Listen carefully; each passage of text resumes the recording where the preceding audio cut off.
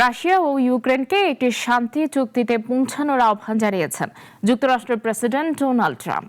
ফ্রান্সে আয়োজিত জি7 সম্মেলনের ফাঁকে ট্রাম্প ইউক্রেনের প্রেসিডেন্ট ভলোদিমির জেলেনস্কির সঙ্গে বৈঠক করার পর এই আহ্বান জানান। বলেন, তিনি এই প্রক্রিয়ায় সহায়তা করার চেষ্টা করবেন।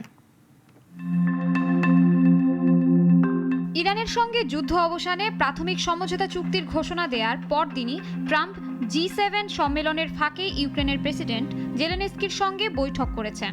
এই বৈঠককে খুব ভালো বলে মন্তব্য করেছেন তিনি।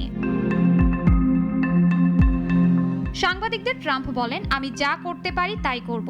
ইউক্রেন ও রাশিয়ার যুদ্ধে রণক্ষেত্রে অনেক তরুণ নিহত হচ্ছে উল্লেখ করে ট্রাম্প বলেন, দেখুন, রাশিয়ার উচিত একটি চুক্তি করা।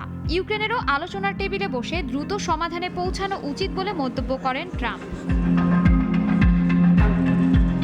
তিনি বলেন, রাশিয়া ও ইউক্রেনের মধ্যে চলমান যুদ্ধ বন্ধে দ্রুত শান্তি চুক্তি হওয়া প্রয়োজন।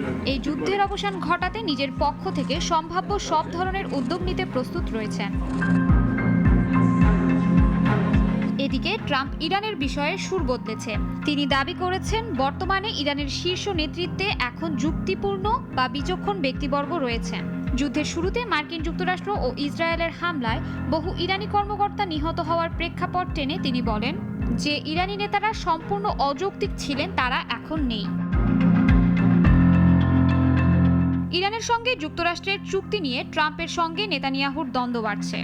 নেতানিয়াহু নিজেকে এমন এক মার্কিন ইসরায়েলি জোটের রূপকার হিসেবে প্রতিষ্ঠিত করতে চেয়েছিলেন যা মধ্যপ্রাচ্যের রাজনৈতিক বাস্তবতাই পাল্টে দেবে। কিন্তু বাস্তবে এর কোনোটি ঘটেনি, বরং এর পরিবর্তে ইসরায়েলের দীর্ঘ সময় ধরে দায়িত্ব পালনকারী প্রধানমন্ত্রী নেতানিয়াহু এখন ট্রাম্পের সঙ্গে মুখোমুখি দ্বন্দ্বে জড়িয়ে পড়ার পথে রয়েছেন। কারণ ট্রাম্প নিজেকে এই যুদ্ধ থেকে সরিয়ে নিতে চাইছেন, অথচ দুই নেতারই লক্ষ্য পূরণ হয়নি এবং লেবাননে ইসরায়েলের সামরিক অভিযানও ওই শান্তি চুক্তির কারণে আটকে গেছে। শাশ্বতী সরকার, নাগরিক।